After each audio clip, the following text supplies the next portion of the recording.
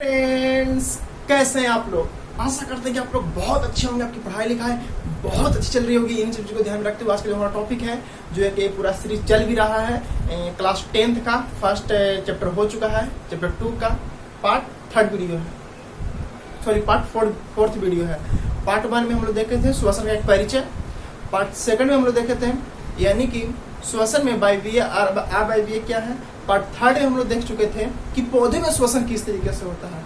आज हम लोग देखेंगे पार्ट 4, यानी आप लोग यदि पार्ट 1, 2, 3 चैप्टर 2 का नहीं देखें श्वसन में, तो सबसे पहले उसे देखिए, उसके बाद इस चैप्टर इस पार्ट 4 पर आइएगा तो अच्छे से समझ में आएगा, ठीक है। नहीं तो इसको पहले देख लीजिए, उसके बाद पार्ट 1, पार्ट 2, 3 देखिएगा, ठीक है। तो इसमें हम लोग देखते हैं कि जो पार्ट 4 है उसमें हम लोग पढ़ेंगे जंतुओं में गैसों का आदान प्रदान कैसे होता है। क्या जंतुओं में जो गैसों का आदान प्रदान होता है वो एक किस खास अंग होता है। यानी पौधे में तो देखे थे कि जड़, तना, पत्ती किसी भी माध्यम से हो रहा था गैसों का आदान प्रदान। क्या ऐसा जंतुओं में भी है तो उसका कौन कौन सा पार्ट में बांटा गया है, इन सभी चीजों को हम लोग देखेंगे। यानी जंतुओं में कुछ एक कोष के जीव हैं, निम्न श्रेणी के एक कोष के जीव हैं, निम्न श्रेणी के बहुकोष के भी जीव हैं, और एक उपसंगबटी बेटा भी आते हैं इसमें, स्तनधारी में मेलियंस जीव भी आते हैं। इस सब में गैस का आदान प्रदान यानी कि ऑक्सीजन और कार्बन डाइऑक्साइड, इसका आदान प्रदान कैसे होता है, ये हम लोग देखने वाले हैं किसमें, पार्ट 4 के वीडियो में, यानी कि जंतुओं में गैसों का आदान प्रदान। तो सबसे पहले देखते हैं कि जो निम्न श्रेणी के जो जंतुएं हैं, जैसे मान लिया जाए कि अमीबा, पैरामीशियम, ये सब की कोशिका झिल्ली जो होती ना है, उसी से विसरण की प्रक्रिया द्वारा इसमें गैस का आदान प्रदान होता है। किसके द्वारा? कोशिका झिल्ली के विसरण की प्रक्रिया द्वारा। कोशिका झिल्ली द्वारा गैस का आदान प्रदान होता है, लेकिन विसरण की प्रक्रिया द्वारा। और निम्न श्रेणी के ही बहुकोष के जीव जैसे कि हाइड्रा, इसमें गैसों का आदान प्रदान शरीर की सतह से, किससे? शरीर की सतह से विसरण की प्रक्रिया द्वारा होता है। किसमें? निम्न श्रेणी के बहुकोष के जीवों में। और हम लोग देखते हैं कि उस श्रेणी के जो बहुकोष के जीव होते हैं उसमें गैसों का जो आदान प्रदान होता है वो किसी खास अंग के माध्यम से होता है, ठीक है। और चूंकि उस श्रेणी के जंतुओं में बहुत सारे आ जाएंगे, बहुत सारे जीव जंतु आते हैं। कुछ ऐसे जीव आते हैं जो सिर्फ पानी में रहते हैं, कुछ ऐसे जीव आएंगे जो आकाश में भ्रमण करते हैं, कुछ ऐसे जीव आते हैं जो स्थल पर निवास करते हैं। तो बहुत सारे इसमें जीव आते हैं उस श्रेणी के जंतुओं में। तो इसे सुविधाजनक यानी कि अध्ययन की दृष्टि से, अध्ययन को और सुविधा करने के लिए इसको हम लोग मुख्य रूप से जो श्वसन अंग होता है जंतुओं में, उसको 3 पार्ट में बांट दिया गया है। यानी कि जंतुओं के श्वसन अंग को कितने भागों में बांट दिया गया है? 3 भाग में, सामान्यतः नॉर्मली कितने भागों में? 3। पहला क्या है? पहला है श्वास नली, इसी को बोलते हैं ट्रैकिया। कैसे बोलते हैं? ट्रैकिया, श्वास नली या ट्रैकिया। दूसरा है गिल्स, और तीसरा है जिसको हम लोग मनुष्य है, उपसंग के जितना भी वर्टिब्रेटा प्राणी है वो सब फेफड़ा के द्वारा गैसों का आदान प्रदान करते हैं। तो 3 को, पहला श्वास नली या ट्रैकिया, दूसरा गिल्स और तीसरा फेफड़ा, ठीक है। तो ऐसे में हम लोग देखते हैं कि बारी से हम लोग थोड़ा सा एक इंट्रोडक्शन के तौर पर देखते हैं कि श्वास नली या ट्रैकिया में कौन कौन सा जीव आते हैं।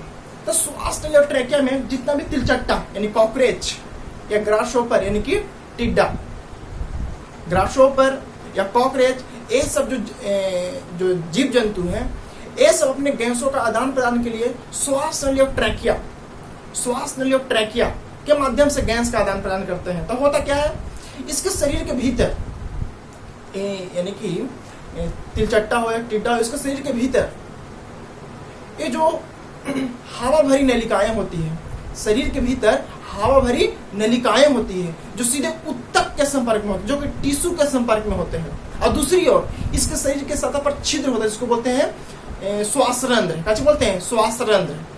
इसके द्वारा गैसों का आदान प्रदान करते हैं। कौन? जितने भी ग्रासहोपर हो, कॉकरोच हो, ये सब जीव जो किसके द्वारा? श्वास नली और ट्रैकिया के द्वारा ग्रहण करते हैं। चूंकि इनमें हीमोग्लोबिन नहीं होता है, जिसके कारण ऑक्सीजन को बांध कर रखने की क्षमता नहीं होती है। किसमें?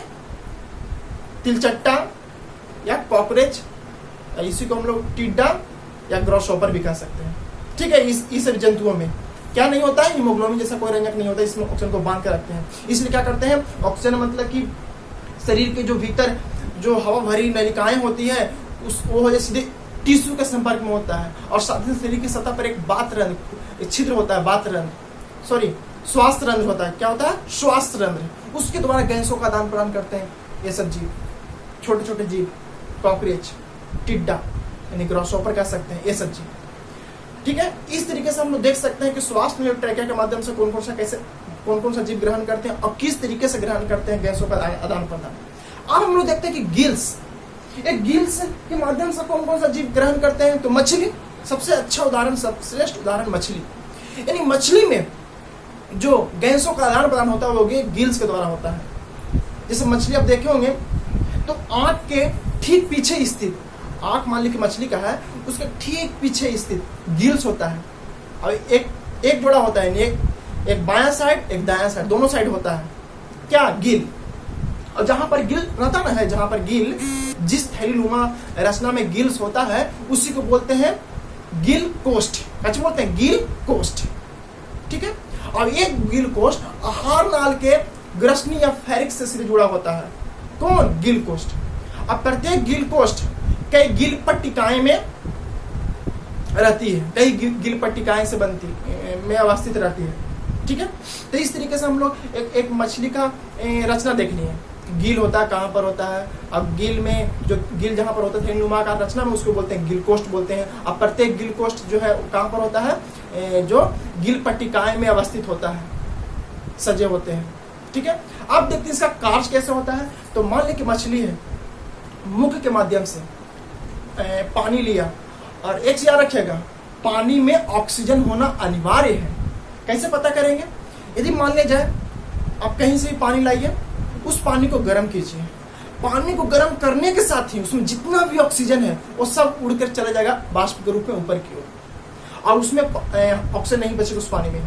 यदि एक्सपेरिमेंट को करना है तो आप लोग क्या कीजिए कि एक बर्तन लीजिए और उस बर्तन को गर्म कीजिए, और गर्म कर अच्छे से खौला दीजिए, खौला कर पूरा ठंडा कर दीजिए, प्योर ठंडा कर दीजिए, प्योर ठंडा मतलब नॉर्मली कर दीजिए, और उसमें किसी मछली को या किसी जीव को डालिए, वो जीव ऐसे ही मर जाएगा। क्यों? क्योंकि उसमें उस पानी में ऑक्सीजन नहीं मिल पाने के कारण वो मछली जीवित नहीं रह सकता है।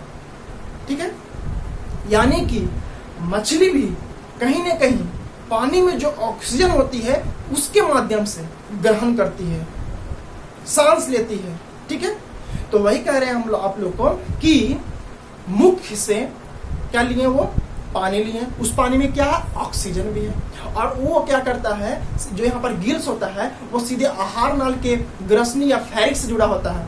तो जो ऑक्सीजन, जो पानी में ऑक्सीजन है वो तो चला गया अंदर की ओर, और जो बेकार हो गया यानी कार्बन डाइऑक्साइड के रूप में बाहर निकल गया, या जो पानी है वो फिर गिल्स के दूसरी साइड से पानी बाहर की ओर निकल जाता है। यानी जो उपयोगी है वो शरीर के अंदर चला गया, जो अनुपयोगी है वो गिल्स के दोनों साइड से उससे बाहर निकला गया। ये प्रक्रिया निरंतर मछलियों में चलते रहती है। ठीक है, इस तरीके से हम लोग देख लिए कि जितने भी गिल्स के माध्यम से जो श्वसन को ग्रहण करते हैं, गैसों का आदान प्रदान करते हैं, और कौन सा होता है? झींगा जो मछली होती है, वो सब जितना भी मछली प्रजाति के जितना भी है वो सब इसी गिल्स के माध्यम से, इसी प्रक्रिया के माध्यम से गैसों का आदान प्रदान करते हैं। अब तीसरा है, उसको बोलते हैं फेफड़ा, यानी उपसंघ के जो वर्टिब्रेटा प्राणी होते हैं जिसमें मनुष्य भी आता है, और एक होते हैं एम्फीबियन यानी कि जो जैसे मेढक, ये सब क्या चाहिए? एम्फीबियन प्राणी है। हालांकि जब आप क्लास 9 में पढ़े होंगे जीवों में विविधता, उसमें बहुत अच्छे से बांटा गया है, कौन सा वर्टिब्रेटा प्राणी है, कौन सा एम्फीबियन है, कौन सा मेमेलियंस, ये सब जीवों को बांटा गया है। तो उपसंघ के जो वर्टिब्रेटा प्राणी है वो सभी जीव फेफड़ों के माध्यम से गैसों का आदान प्रदान करते हैं। अब जैसे कि मेढक है, मेढक तो फेफड़ा से करता ही है, साथ ही साथ शरीर की बाहरी त्वचा से भी करते हैं। किससे करते हैं? बाहरी त्वचा से भी करते हैं, और मुख के अंदर जो ग्रसन है उससे भी करते हैं। 3 चीज से करते हैं। कौन? मेढक, कछुआ, सांप, ये सब जीव। ठीक है, अब देखते हैं कि जितना भी एविज मच्छर है, सॉरी एविज जो प्रजातियां होती है, एविज जो उड़ने वाले हो या मेमेलियन जीव हो या रेप्टाइल हो, ये सब जीव क्या करते हैं कि गैसों का आदान करने के लिए फेफड़ा एक अंग है, वो महत्वपूर्ण भूमिका निभाती है। तो हम लोग देख चुके, यानी कि देखते हैं कि हम लोग मनुष्य में कौन सा जीव हमारा होता था? फेफड़ा होता है। तो मोटे तौर पर हम लोग उपसंघ के वर्टिब्रेटा प्राणी जितना भी है, या जितना भी मेमेल्स वर्ग के जितना भी स्तनधारी जीव है वो अधिकांशतः उसमें रेप्टाइल भी आ जाएंगे, वो सब फेफड़ा के द्वारा गैसों का आदान प्रदान करते हैं।